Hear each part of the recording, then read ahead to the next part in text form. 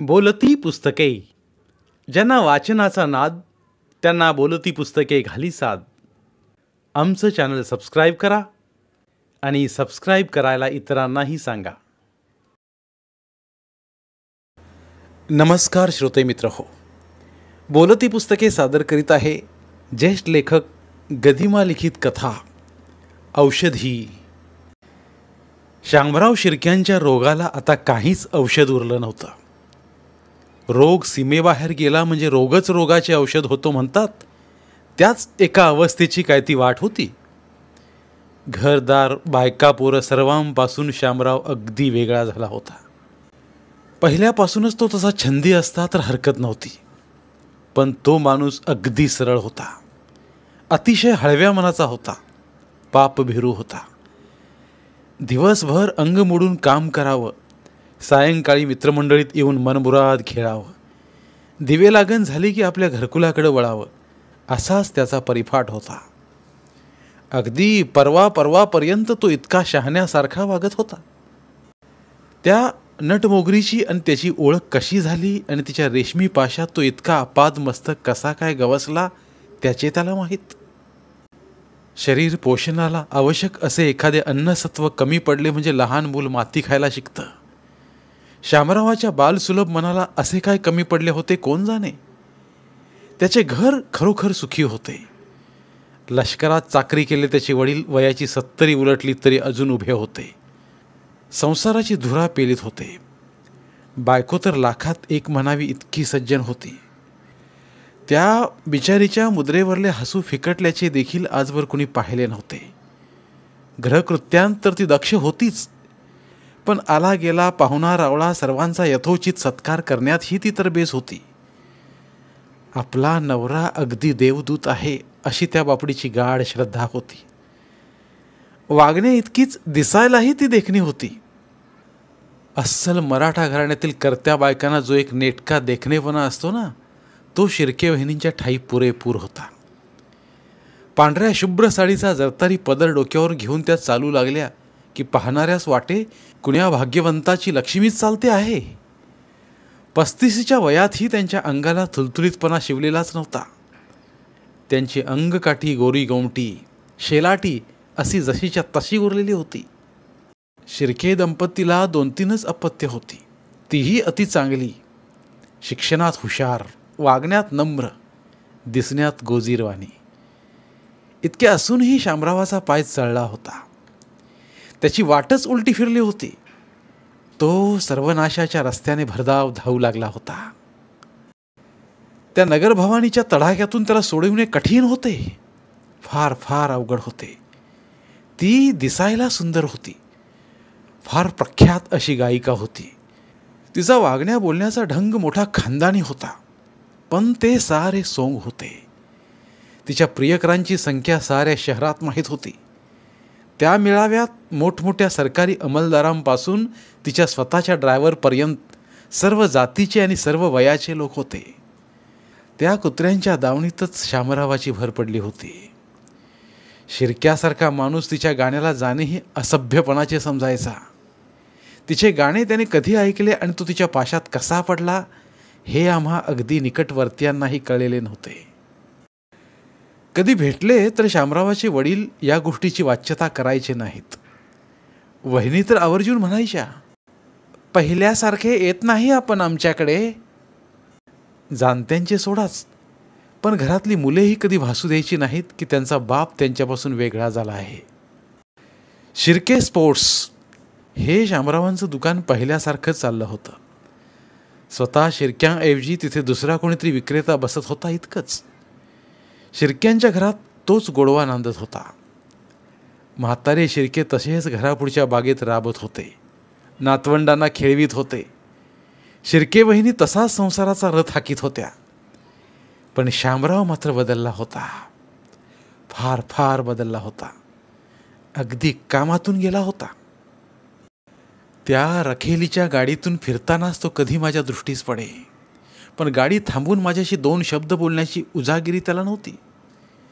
तो सर्वस्वी तिचा झाला होता. तो तिच्याकडेच राहत होता, तिच्याकडेच तुकडे मोडीत होता, तिचीच गाडी चालवित होता. तिचीच कुत्री खेळवीत होता. तिचे शरीर हाच त्याचा ध्यास झाला होता. तिची सेवा चाकरी हाच त्याचा उद्योग बनला होता. गेल्या ज्येष्ठातील गोष्ट. वटसावित्रीची पौर्णिमा होती. शिर्के वहिनी नेहमीसारख्या सकाळी उठल्या. मुलाबाळांची सकाळची खाणी उरकून त्या स्वतः न्हायल्या. झुपकेदार पैठणी ल्यायल्या. घरातले सारे अलंकार त्याने अंगावर घातले. नाकी नथ, गळ्यात कोल्हापुरी साज, हाती गोठ पाटल्या. कपाळभर कुंकू ल्यायल्यावर त्या खरोखरच एखाद्या देवतेसारख्या नटल्या. पूजेचे साहित्य घेऊन दारातल्या वडाच्या पूजेसाठी म्हणून त्या बाहेर पडणार इतक्यात छोटा शिवाजी नाचतच आत आला. आईच्या ओच्यांना बिलगून आनंदाने बोलला, बाबा आले, बाबा आले. शिर्के वहिनींना ते खरे वाटले नाही. गेल्या 3 वर्षांत शामराव घरावरून देखील गेला नव्हता. मुलाला वडिलांची आठवण झाली असावी या जाणीवेने त्यांच्या पापण्या ओलावल्या. डोळ्यांतले पाणी बिलकुल बाहेर पडू न देता त्या शिवाजीला म्हणाल्या, लब्बाड, फसवतोस का मला? अगं फसवेल कशाला, खरंच आलेला दिसतोय शामराव. आत येता येता म्हातारे शिर्के म्हणाले. वहिनींच्या आनंदाला गगन ठेंगणं झालं. वट सावित्रीसारखा दिवस आणि दुरावलेला नवरा घरी आला. त्या बाळभोत बाईचे डोळे पाण्याने डबडबले. बरे दिसणार नाही असे त्यांचे त्यांनाच वाटले. म्हणून नाहीतर एखाद्या नव्या नवरीसारख्या धावतच त्या बैठकीच्या हॉलकडे गेल्या असत्या. भटजी येऊन वाट पाहून गेले. शेजारच्या आयाबायांनी वड पूजला. शिर्के वहिनींना त्या दिवशी पूजेचा विसर पडला. त्यांचे चित्त आणि पाय घराच्या बाहेर पडायला राजीच झाले नाहीत. पोरे घरभर नाचत राहिली. म्हातारे शिर्के कधी नव्हते ते तरुणपणी ऐकलेलं गंधर्वाच्या नाटकातलं गाणं आपल्या गद्यप्राय शैलीत गाऊ लागले. नाथा कशी या तेजू पदाला. शिवाजीचे वडील दुपारी जेवायला थांबणार या कल्पनेने शिर्के वहिनींनी स्वयंपाकात जीव ओतला. शामरावाला आवडणारे सर्व पदार्थ त्यांनी बनवले.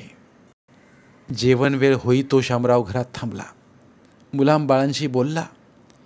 त्यांच्या अभ्यासातील प्रगतीची त्याने चौकशी केली. वडील मुलांचीही बोलणी झाली. कमीत कमी 25 वेळा तरी शिर्के वहिनी नवऱ्याच्या दृष्टीला पडेल अशा बेताने इकडून तिकडून गेल्या. शामरावांच्या आगमनाने सारे घर आनंदित झाले. तुम्ही कुठं होता इतके दिवस? हा प्रश्न शामरावाला कुणी देखील विचारला नाही. जेवण वेळ जवळ येताच त्यांची चुळबुळ सुरू झाली. म्हातारे शिर्के नातवंडांशी बोलावी इतक्या प्रेमळ स्वरात त्याला म्हणाले, शामराव, स्वयंपाक केलाय सुनबाईनं. जेव आणि मग जा कुठं जायचं असेल तिथं. शामराव शहाण्यासारखा थांबला. कैक दिवसांनंतर वडिलांच्या आणि लेकरांच्या पंक्तीला बसला. पण नेहमीसारखा जेवला नाही. सासरे आणि मुलं बाहेर गेल्यावर वहिनीने बोलण्याची संधी घेतली. जेवला नाही नेहमीसारखं? शामरावनं निश्वास टाकला. अडचण आहे का काही? काही नाही. चिंता दिसते चेहऱ्यावर. तब्येत बरी नाही ग आपली? नव्हे. मग तुला काय उपयोग सांगून? कुणाची प्रकृती बिघडली असावी ते चाणाक्ष वहिनीने ताबडतोब ओळखलं. मुद्रेवर काहीही भाव उमटू न देता सहानुभूतीच्या स्वरात त्याने विचारलं, काय होतंय बाईंना? शामराव थोडा अवघडला. पण वहिनींच्या प्रश्नाला उत्तर देणे त्याला टाळता आलं नाही. काय होतंय? वहिनींनी पुन्हा विचारलं. बायकांचाच रोग आहे काहीतरी. पांढरी फटफटीत पडली आहे. कसेबसे इतकेच बोलून त्याने कोट घातला. वडिलांपर्यंत पोचून त्याने सांगितले, येतो आबा. म्हाताऱ्यानेही मान डोलावली. मुले उगाचच त्याच्या पाठोपाठ उंबरट्यापर्यंत गेली. तिथेच थबकली. वहिनींना न सांगताच शामराव परत आपल्या प्रियेकडे निघून गेला. आता केव्हा परत येणार होता कोण जाणे. त्याच दिवशी रात्री 11:30 वाजता शामराव आणि त्याची हृदयराणी कुठला तरी चित्रपट पाहून आली. त्याने तिला कवेत धरली होती. दारातून आत येताच दार उघडणारा बाईचा नोकर म्हणाला, एक मुलगा आला होता. कुणाचा? बाईने विचारले. मला नाही माहीत. त्यानं एक औषधाची बाटली दिली आहे. बरोबर एक पत्रही आहे. टेबलावर ठेवलंय मी. नोकर बोलला. शामरावाला वाटलं पाठवलं असेल कुणीतरी काहीतरी. तो आपल्या खोलीकडे वळला. बाई आत गेली. तिने ती बाटली पाहिली, पत्र वाचले. ती कसले तरी नादशून्य हसे हसली आणि ओरडली. दस्तगीर! नोकर धावत आला. त्याच्या हाती ती बाटली देत बाई म्हणाली, फेकून दे हे गटारात, फेकून दे. नोकर बाटली घेऊन निघून गेला. बाई आपले कपडे बदलू लागली. तिला कपडे बदलीत असताना पाहणे हा एक शामरावांचा छंद होता. तो बाईच्या निजाईच्या खोलीत आला. हे हो काय? हे बाईचे लाडीक शब्द त्याच्या कानी पडले नाहीत. अर्धनग्न अवस्थेत बाई तिथेच होती.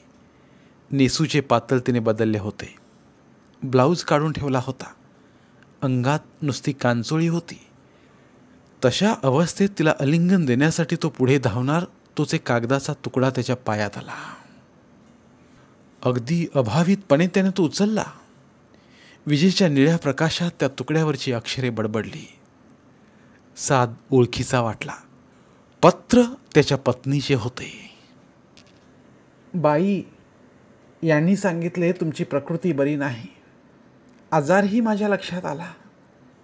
माझ्या खात्रीच्या एका घरगुती वैद्याकडचे औषध चिरंजीव शिवाजीच्या हाती पाठविले आहे. रोज चमचा चमचा जेवणाआधी घेत चला. एका सात्रकातच आराम वाटेल. तुमची सौ शिर्के. हे पत्र वाचता वाचता शामराव मुंगीसारखा लहान झाला. त्याच्या पत्नीचे स्वरूप त्याला केवढे तरी भव्य वाटले. डोळे पाण्याने धबधबले. कपाळावर घाम जमला. कुठं ठेवलंय हे औषध? त्याने विचारलं. दिलं दस्तगीरकडे आत्ताच गटारात फेकायला. बाई बेफिकिरीने बोलल्या. का?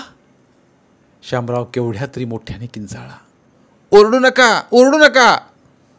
बाईने दटावलं. त्याचा साद खाली आला.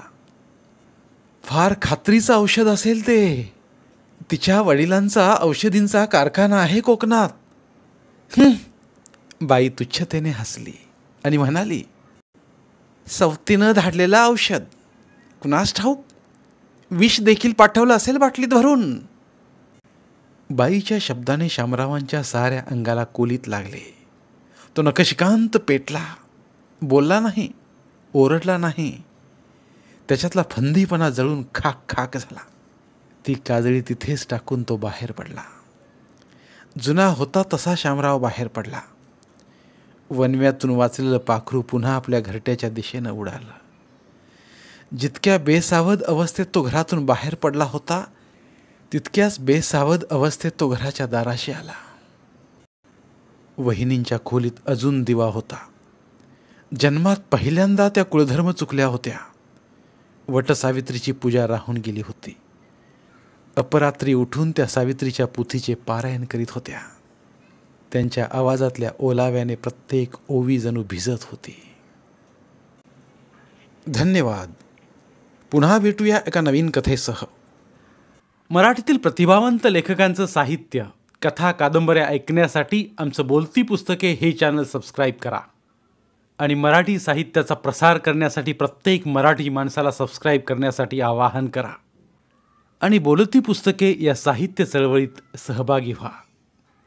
आपले पुन्हा एकदा धन्यवाद.